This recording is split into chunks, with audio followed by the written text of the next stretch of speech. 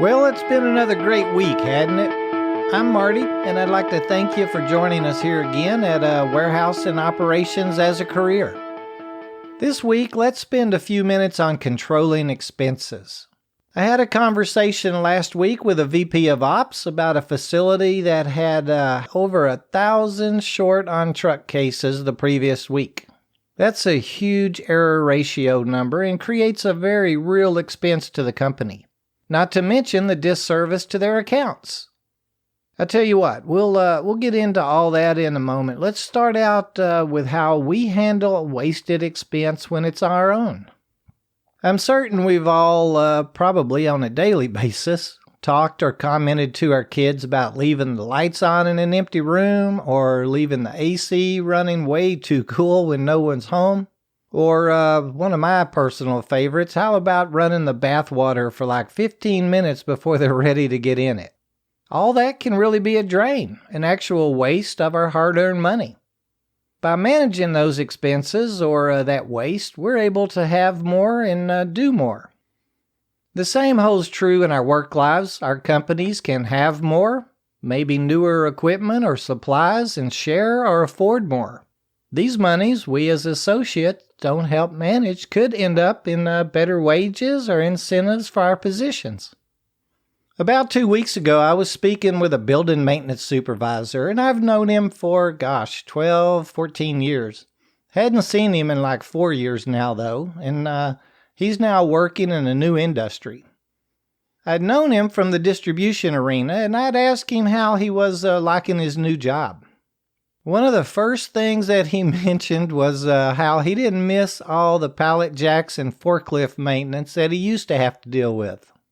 His biggest complaint was always the shrink wrap and cardboard being ran over by the equipment and all the load wheels that he would have to replace and the cost that it incurred for his department each month. We can all probably realize those wheels aren't cheap. Those bearings that we burn up each month not only cost a pretty penny, but think how much time that our equipment's down while they're being repaired. Oh, and speaking of cardboard and shrink wrap, these days a lot of companies recycle them. I'm sure we could all pitch in and save a few more bucks by saving as much as we can and getting it, at the proper staging area. One of my old pet peeves was the waste of things like tape and rolls of labels. How many partially used rolls of strapping tape or rolls of labels that get changed out too early because we didn't want to run out during our batch, so we just put in a new fresh roll. Of course, our one roll doesn't hurt anything, but multiply that by 60 of us and maybe 6 days a week, and we could have saved the cost of a whole box of labels. I know it's really hard. We have a task to perform, thinking about expenses and saving or not wasting that money. But I'm sure we can all agree it'd be a win-win if we could do a little bit better job at it. So let's get back to the shorts not on trucks. The facility I spoke to earlier typically ships around 400,000 cases a week. With over 1,000 shorts or not on trucks, that'd be an error ratio of 1 in 400. That's one case out of every 400 that didn't get delivered to the customer. Let's think about that cost. There's an expense to get it ordered again, send a selector out to get it again, get it loaded and then driven back out to the count. And, if we had to recover every one of those, that's 1,000 times. I know that's an exaggeration, but really now, wow. A typical error ratio that I work with is at a minimum of around, 1 in 3,000. That's a pretty good one. And I know accounts that are hitting 1 in 20,000. Short on truck and Misships are really a huge expense, and we can't forget the impact to the customer. When we take the family out for a nice dinner and the kids want, let's say spaghetti, but a selector mispulled stewed okra, that's in the can for that spaghetti, well, that's not going to be a good thing for us. Okay, so how can those expenses really happen? What causes a short on truck and how can we prevent it? And a mispull, how do we grab the wrong product? If you can answer those questions and eliminate them from our industry, you could be a wealthy individual. Every corporation would pay just short of a king's ransom for that information. Take shorts. We're selecting our batch and we pull up to an empty slot. The inventory may be off, so the machines went ahead and sold that case and we just don't have it. If we don't turn that label in as empty, where it can be removed from the invoice, bam, it becomes a truck short. Its quantity is still going to be on the invoice, yet the driver does not have it on his trailer and the customer can't sell it. Another scenario could be our forklift driver hasn't yet replenished the empty slot, so when we get there, it's empty. Again, if we're busy and fail to get that label turned in, bam, again, it's short.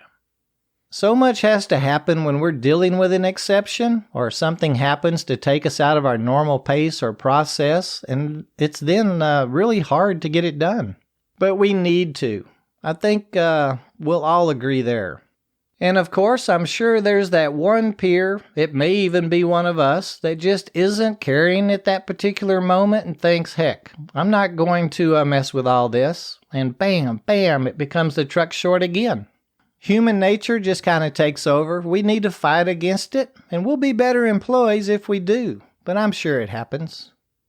And a misship. I've always struggled with a misship. Our label or pick ticket will give us the description, the item or SKU number or SUPC number, the pack quantity, color or size, etc. And we'll be directed to a slot, and we have the opportunity to verify all that. Yet the misship is a real thing, happens every shift, and costs our companies and customers every day. They happen. I've made more than my share over the years. Again, if we could solve this problem, we wouldn't have to work for a living for the rest of our lives. Errors are costly in every profession and really every industry. I guess we as associates can help by realizing those costs and helping where we can. Maybe paying a little more attention whenever we can. And again, it's hard. We have production numbers to hit. We're making our money. If we can improve with these two areas, I'm certain we could see more things like incentives. Maybe that's an ideal you could bring to your management team. If you could present them with a way to measure our improvements, they very well may just share those savings through an incentive or bonus program. When I was selecting, if our names weren't on the short or misship sheet each evening, we'd get a $5 petty cash slip. Back then, that was quite an incentive. I'd come in every night, check that sheet, and go count the inventory myself. Talk to the driver and the loader. I was always pretty persistent that I hadn't erred. Sometimes I found it or proved my innocence, and sometimes I just had to accept it. There's really no perfect system or WMS or warehouse maintenance system that can eliminate all errors, yet anyway, but I'm sure we'll all agree we could probably try just a little harder. Oh, and I almost forgot about damages. That's another expense that we can help attack. I'm sure we all see that staging area where we place damages at the end of shift. It just kind of piles up. Again, it's just that we're working. Maybe we take a corner too tight and graze the upright, or, our stacking wasn't exactly right. I was probably the world's worst stacker anyway. And if we've stacked something a bit loose and have a tower stack fall over and damage a couple of cases, bam. Again, there's the expense we could have avoided. And let's not get into the cost of the rack or building damages. Those overhead doors aren't cheap either.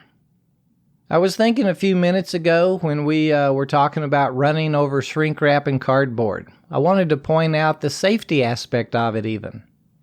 If you've never had a set of bearings lock up on you when you're in motion, be thankful for it. I hate to admit it, but once the load wheels were so wrapped up in plastic, it locked up and nearly threw me off my machine. And I've seen the same thing happen to a forklift a couple of times. Not a safe situation at all. And things like that are incidences too. Could even be near misses and could count as a safety incident. We may expose ourselves to retraining or be hit with a couple of safety points. I know we will if there's ever any rack damage or one of those overhead doors are involved. Well, a bit of preaching today, but I'm sure we all understand the opportunities. If you have any ideas or could share what your facility does to combat shorts and errors or damages, please email us. host@warehouse-and-operations-as-a-career.com so we can share them with our group. Talk about getting noticed by your management team. If you can help reduce those types of expenses, you'll get more than just a handshake from them, I guarantee it. And please join in with our discussions on Facebook and Twitter, where you can find us using that little @ WHSEANDOPS on both of those. And we'd love it if you would like our Warehouse Equipment Operators group on Facebook as well. We hope you stop by again next week. And until then, let's all gather up that cardboard and shrink wrap. Maybe pick up those pieces of pallets on the floor and be safe on our equipment.